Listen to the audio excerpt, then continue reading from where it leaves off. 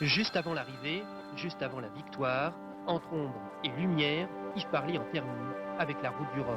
La victoire d'Yves dans la solitaire du Figaro révèle au public l'étoffe d'un grand navigateur.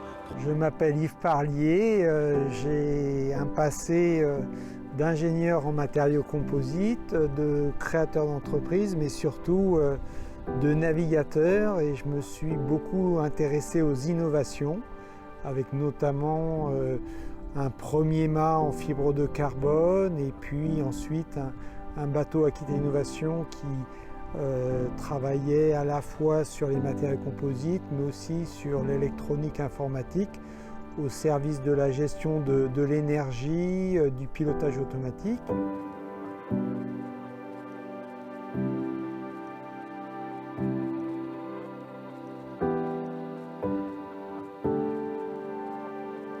Alors on se trouve là à bord du bateau le Sea Kite, qui est le démonstrateur de Beyond the Sea pour mettre au point les technologies de Beyond the Sea, mais aussi d'un ensemble d'entreprises de la Nouvelle-Aquitaine.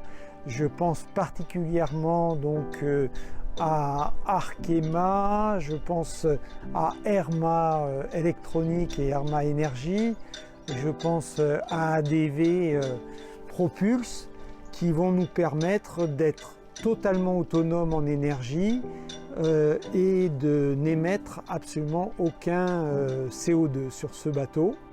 Donc l'idée est d'avoir un bateau qui, quand il y a du vent, va être tracté par le kite, et quand il est tracté par le kite, le système de propulsion s'inverse et il va générer de l'énergie qui va permettre de recharger les batteries que nous développe la société E4V. On a aussi quelques panneaux solaires de la société TerreWatt qui nous permettent de recharger ces batteries. Donc les batteries permettent de piloter le kite, mais permettent aussi d'entraîner les moteurs électriques s'il n'y a pas de vent.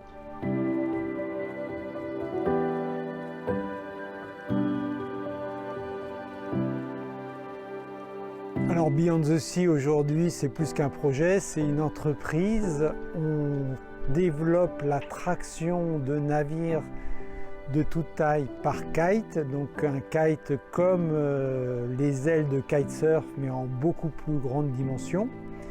Donc on a des ailes qui sont autostables, le Liberty Kite. On a des ailes qui sont pilotables, le Sea Kite.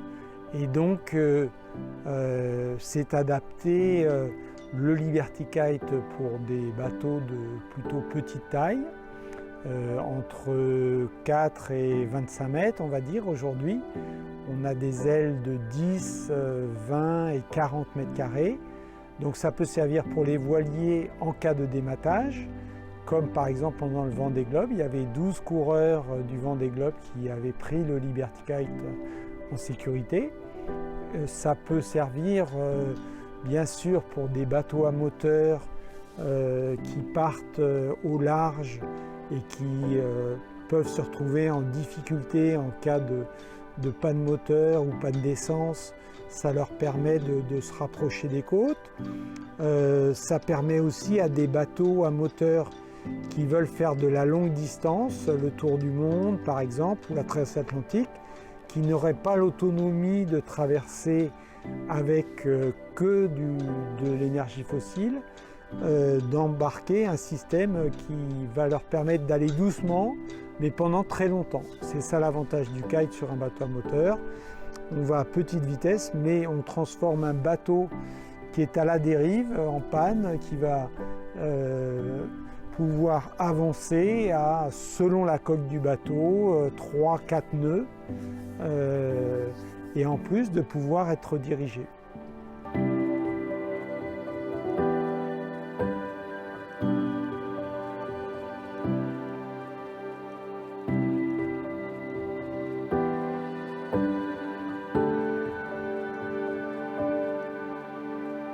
Sur mes tours du monde, j'ai été le premier à partir sans énergie fossile.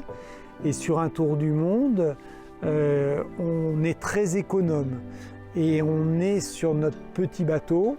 Et en fait, on réfléchit beaucoup à notre petite planète parce qu'on est au milieu des étoiles, au milieu des astres. Et on se dit, notre petite planète, on a un petit réservoir de pétrole et on est en train, en 100 ans, de épuiser ce petit réservoir. Et il faut absolument l'économiser. Et il ne faut absolument pas le brûler puisque dans notre toute petite couche fine d'atmosphère, tous nos gaz d'échappement, ça fait comme une bulle de plastique et la Terre chauffe par effet de serre. Donc en 100 ans, les bateaux à voile qui ont été poussés par le vent depuis des millénaires, ils ont complètement oublié le vent et à 98% ils utilisent le pétrole. Et je me suis dit, mais bon, mon métier, moi, c'est de faire avancer les bateaux avec le vent. Qu'est-ce que je peux faire pour que les marins qui utilisent aujourd'hui le pétrole réutilisent le vent pour faire avancer leurs bateaux? C'est une énergie absolument colossale, formidable. Aujourd'hui, les bateaux à voile de course, ils vont plus vite que les cargos. À partir de là, avec mon équipe, on a réfléchi et on a vu que le kite, c'était ce qui était le plus simple à installer sur les 90 000 bateaux de marine marchande qui existent à travers le monde. Et sur n'importe quel bateau, le kite va savoir le tirer. Si vous voulez faire un bateau avec un mât et des voiles, là il faut vraiment faire un bateau spécial. Ça coûterait trop cher de transformer un bateau existant. Et donc c'est comme ça que Beyond the Sea est parti de cette idée-là de décarboner la flotte mondiale au niveau maritime.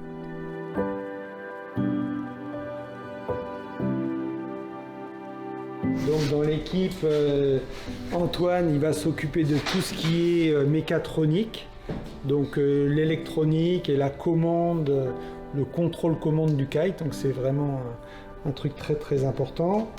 Guillaume, lui, il gère les projets, il organise. Patrice, lui, il va s'occuper du catamaran démonstrateur sur lequel on va faire nos essais, le fameux Sea Kite qui sera à l'eau en début de l'année prochaine. Et Jérôme, lui, intervient pour nous conseiller sur toute la partie électronique, électricité du bord, l'installation des réseaux à bord, que ce soit l'information ou l'énergie. Je conçois les cartes électroniques du système qui permettent d'interfacer les capteurs et les actionneurs. Donc toutes les infos qui vont être utiles pour asservir l'aile et pour la contrôler. Et qui vont nous permettre de contrôler les moteurs pour contrôler les lignes du système, donc les 4 lignes du kite. Donc je fais la partie électronique et la partie informatique embarquée, c'est la partie qui va être un peu l'intelligence du système, où on va choisir on va décrire en fait le fonctionnement du système, donc la partie asservissement notamment, où on va décrire comment est-ce qu'on contrôle l'aile en fonction des différentes informations des capteurs. Je suis entouré de jeunes qui sont à fond autour de moi et qui sont passionnés par la technologie du kite et qui ont une vraie motivation de développement durable. Ils n'ont pas envie d'aller travailler dans la pétrochimie, mais par contre cette énergie, la propulsion par le vent, c'est un ADN qui nous fédère, même je dirais avec d'autres entreprises concurrentes. On est en fait tout à fait en phase et donc il y a des grands moments de satisfaction. On a pu participer cette année au premier salon de la propulsion par le vent. Ça a été formidable, il y avait une vraie ambiance de solidarité entre les différents acteurs. Jusqu'à maintenant, la discussion, toutes les communications qui étaient transmises par Beyond the Sea à propos de nos différents projets, c'était très technique parce que c'était vraiment dans un axe pour des experts. Et donc la question, c'est comment maintenant justement on va diffuser un message aussi pour un plus large public.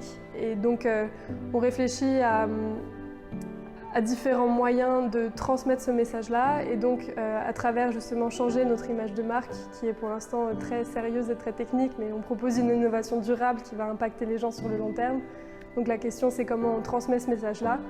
Et donc notre idée c'est aussi justement d'avoir un impact sur le grand public parce que ça les intéresse aussi, même si ça ne les touche pas directement, que ce n'est pas eux qui vont utiliser notre Seakite et nos technologies, mais c'est pour eux qu'on le fait aussi parce que ces porte-conteneurs, c'est nos objets du quotidien qui sont dedans.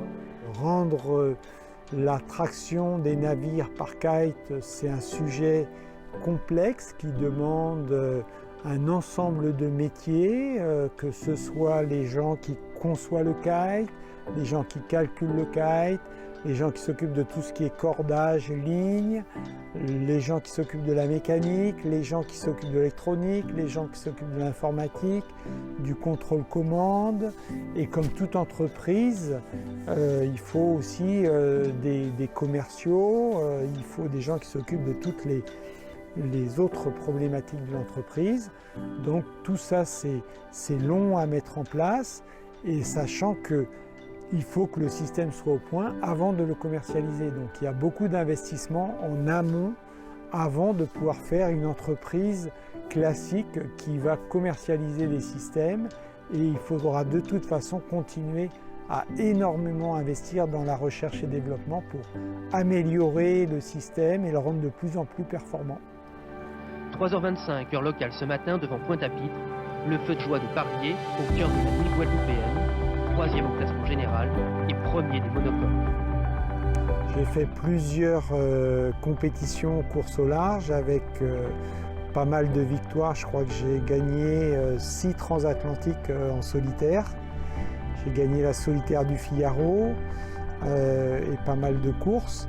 Et puis j'ai construit un bateau qui a été dessiné avec toute une équipe entièrement imaginée, calculée par cette équipe sur le bassin d'Arcachon, qui aujourd'hui donc va nous servir de démonstrateur. J'adorais le bateau, j'ai pris le goût à la voile sur le bassin d'Arcachon, et à 12 ans j'ai lu le livre des Damiens et je me suis dit voilà ce que je veux faire, et à partir de ce moment-là tout ce que je faisais allait dans cette direction-là, que ce soit des petites aventures que j'ai pu vivre sur un petit kayak que je me suis construit moi-même à partir du bois de la forêt d'à côté, que ce soit mes lectures, que ce soit des cours que je prenais sur la météo, sur la navigation astronomique, sur différents domaines, les matériaux, la construction. Tout avait quelque part une finalité de ce métier de skipper, de marin. Yves Parlier coupe la ligne d'arrivée à l'heure du goûter. Et c'est vrai, on ne parle pas la bouche pleine, surtout quand on vient de manger pendant 60 jours des algues et du poisson séché. Le quotidien, c'est quasiment être passionné du matin au soir, 7 jours sur 7, de son bateau, de comment on va l'améliorer, ou quand il est parfaitement au point, on commence à penser au suivant, et on pense aussi à la prochaine course, sous tous ces aspects. Donc la préparation d'une course, c'est extrêmement varié. Il faut préparer le bateau. Le bateau, c'est une véritable petite ville. Le bonhomme, ça c'est aussi tout un sujet. On pense tout de suite à la préparation physique, mais il y a la préparation mentale. Et puis il y a tout ce qu'on va emmener comme vêtements, tout ce qu'on va emmener en pharmacie, tout ce qu'on va emmener en nourriture, et comment on va vivre à bord, comment on va survivre en cas de problème, et manager l'équipe qui nous entoure, s'entourer de bonnes personnes, arriver à fidéliser une équipe. Donc quelque part, il y a un rôle de manager, de fédérateur. C'est énormément d'investissement et de passion et d'amour de la mer, d'amour des bateaux. Ça m'a occupé effectivement, je dirais de l'âge de 12 ans où j'ai commencé à me passionner jusqu'à les années 2006 où là j'ai arrêté la compétition. Déjà, les invités se pressent à bord. Hélène MacArthur en tête, Entre deux, une histoire de marins. Ils ont fait ensemble la Transat Jacques Vabre en 99 sur ce bateau. J'étais équipier au tout début et j'ai énormément appris grâce à des gens qui avaient beaucoup plus d'expérience que moi. Et puis à partir de là, j'ai fait ensuite des courses en double, comme quand j'ai fait du Hobie 418, à la fois comme équipier et à la fois comme barreur. Et ma première course en solitaire, c'était la Mini Transat. Là, ça m'a permis de rencontrer d'autres skippers professionnels, comme Lalou Rouquayrol par exemple, où on s'est entraîné ensemble, est née une grande amitié qui perdure aujourd'hui et qui fait que de temps en temps, Lalou venait en tant qu'équipier sur les bateaux sur lesquels j'étais skipper. Et réciproquement, je me suis retrouvé équipier de Lalou où lui il était skipper. Et puis au fur et à mesure que je prenais de l'âge, j'ai eu des équipiers qui sont venus à bord et qui ont navigué, que ce soit sur Cacola, que ce soit sur Aquinnovation ou sur Médiatis Région Aquitaine. Et ces skippers aujourd'hui, c'est des gens comme Arnaud Boissière ou Yannick Bestaven ou Jean-Marie Doris qu'on retrouve au plus haut niveau aujourd'hui sur les monocoques et multicoques du monde entier.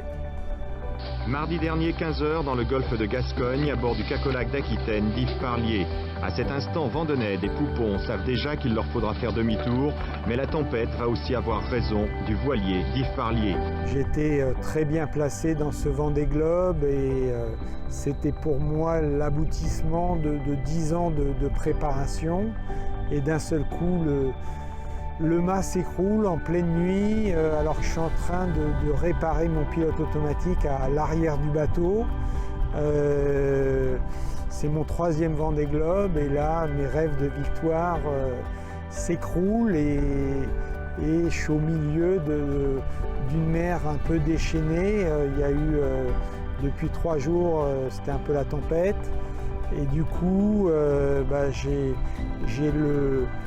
la partie haute du mât, près de 10 mètres de mât qui tape contre le bateau.